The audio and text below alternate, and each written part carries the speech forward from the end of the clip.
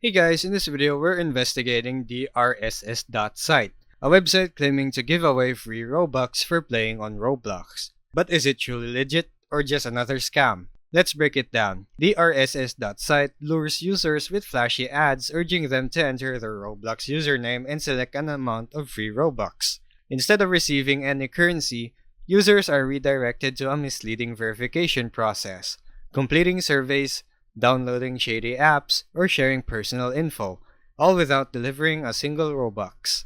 The site raises nearly every classic scam red flag: a recently created domain with a suspicious .site extension, unverifiable ownership under Privacy Protect Limited, and alarmingly low trust scores on evaluation platforms like a 9.4 out of 100 from Scam Detector.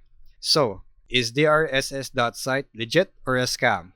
It's a scam. You won't receive any Robux. Instead, you risk exposing personal data, downloading malware, or being trapped by deceptive offers. Keep your account safe by avoiding such sites, sticking to official Roblox channels for Robux. And that would be all for our review video. Thanks for watching.